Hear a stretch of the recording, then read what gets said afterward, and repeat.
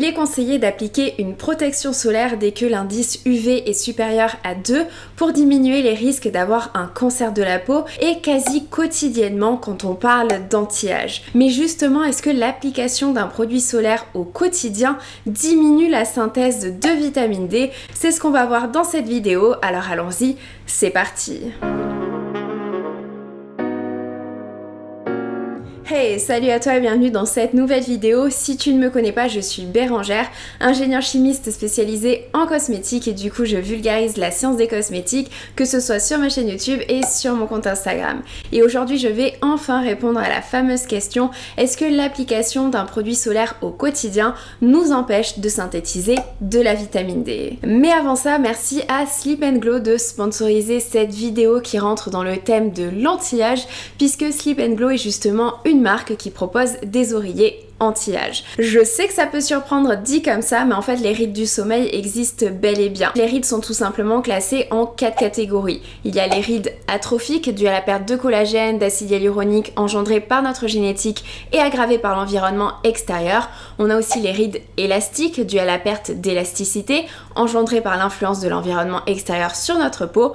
Il y a les rides d'expression causées par la contraction répétée de nos muscles. Et la dernière catégorie, ce sont les rides gravitationnelles. Ce sont des rides qui résultent de l'impact de forces extérieures, comme par exemple la gravité terrestre, et ça inclut également les rides obtenues par compression. Parce que oui, les rides du sommeil sont en fait des rides qui sont causées par la compression de notre visage lorsque l'on dort.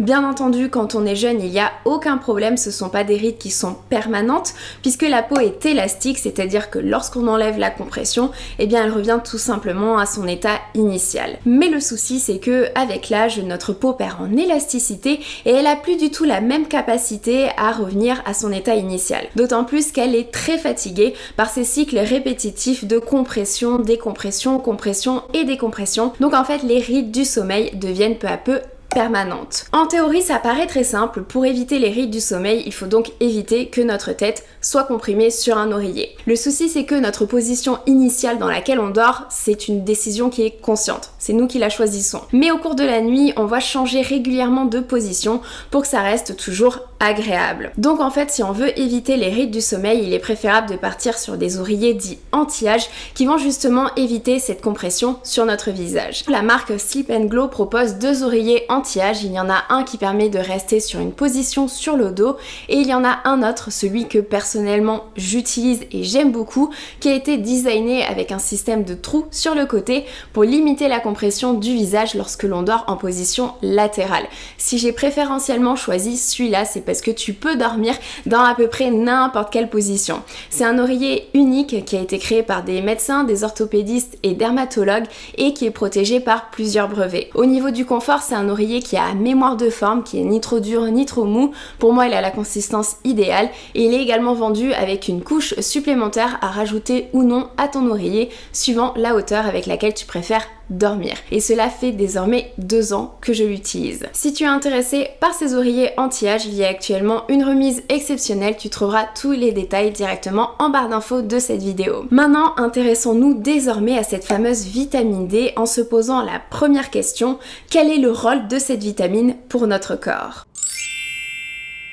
La vitamine D est essentielle au bon fonctionnement de notre organisme et joue un rôle clé dans la santé de notre squelette. Elle est notamment nécessaire pour prévenir l'ostéoporose, les chutes et les fractures chez les personnes âgées. Et il y a également de nouvelles données qui indiqueraient son rôle dans les maladies cardiovasculaires, les maladies auto-immunes et les cancers. En fait, sa fonction principale, c'est d'augmenter les concentrations de calcium et de phosphore dans le sang et ça permet d'assurer une minéralisation optimale des tissus, une contraction musculaire efficace, une bonne transmission nerveuse et une coagulation adéquate. Ce qui fait qu'une carence en vitamine D engendre des troubles musculaires et des troubles osseux. Donc maintenant qu'on sait que la vitamine D est super importante pour notre santé, la deuxième question à se poser, c'est comment est-elle synthétisée? Comment on en obtient?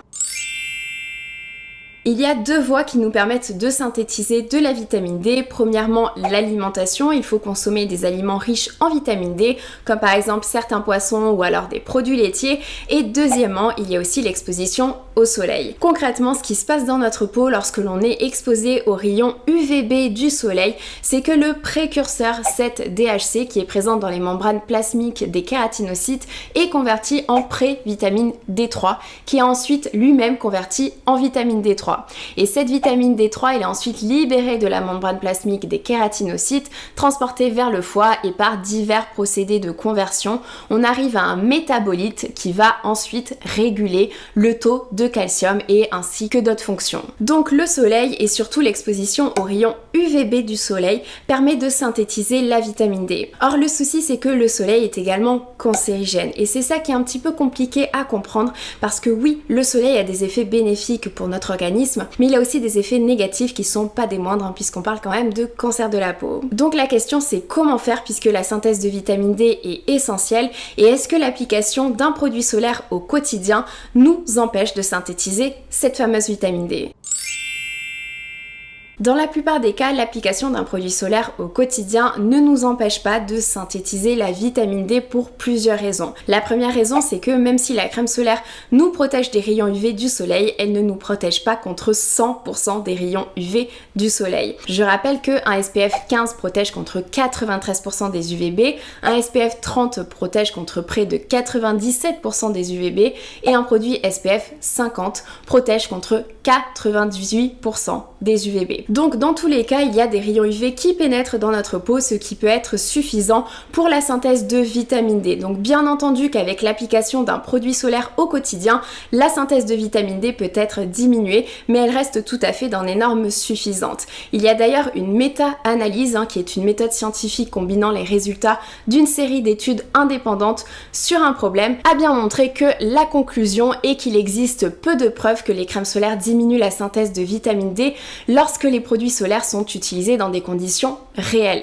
ce qui suggère que les préoccupations concernant la vitamine D ne devraient pas aller à l'encontre des conseils de prévention du cancer de la peau. Cependant, il n'y a eu aucune étude avec des écrans solaires ayant un SPF élevé, comme par exemple un SPF 50 ou 50+, or ils sont maintenant largement recommandés. Et c'est vrai que la majorité des études qui ont regardé l'impact de la vitamine D lorsqu'on applique un produit solaire au quotidien ont été réalisées avec un produit solaire qui a une protection inférieure à 50. Donc on peut tout à fait se poser la question de qu'en est-il pour les protections qui sont plutôt hautes, c'est-à-dire SPF 50 et SPF 50+. Mais justement, la deuxième raison, c'est que la plupart des gens n'appliquent pas suffisamment de crème solaire, puisque je rappelle que la protection que l'on obtient est dépendante de la quantité de produits solaires que l'on utilise. Lors des mesures de SPF, on applique 2 mg par cm² de produit. Et les études ont montré que la plupart des personnes en appliquaient plutôt aux alentours de 0,5 ou 1 mg par cm², ce qui fait que le SPF est donc diminué, donc il y a encore plus de rayons qui pénètrent dans la peau. La troisième raison, c'est que bien souvent, les personnes qui vont appliquer un produit solaire au quotidien, dont je fais partie, vont l'appliquer sur le visage, le cou et le décolleté pour diminuer le vieillissement prématuré, pour éviter d'avoir des rides précoces, des taches brunes, etc. Mais lorsqu'on sort pour une sortie random, par exemple aller faire les courses, eh bien on n'en utilise pas forcément sur les mains, sur les avant-bras et éventuellement sur les jambes si elles sont découvertes. Donc tout ça pour dire que lors de ma journée, si jamais je sors pour quelques minutes, il y a forcément des parties de mon corps qui sont exposées au soleil, donc la synthèse de vitamine D peut largement se faire. Encore une fois, dans un cadre anti-âge, c'est mieux d'appliquer une protection solaire surtout sur les mains, mais dans la vie de tous les jours, on sait très bien ce qu'il en est et c'est pas forcément la chose la plus facile à faire. Bien entendu, je parle ici que d'expositions courtes au soleil qui durent que quelques minutes. Lors d'une exposition prolongée, c'est bien évidemment super important d'appliquer une protection solaire dès que l'indice UV est supérieur à 2. Et pour finir, la quatrième raison qui fait que l'application d'un produit solaire au quotidien généralement n'empêche pas la synthèse de vitamine D, c'est que pour fonctionner, un produit solaire doit former un film uniforme à la surface de la peau. Or, lorsque l'on vit, forcément, on va parler, on va manger, on va boire, on va rigoler, on va éventuellement se toucher le visage même si c'est pas bien.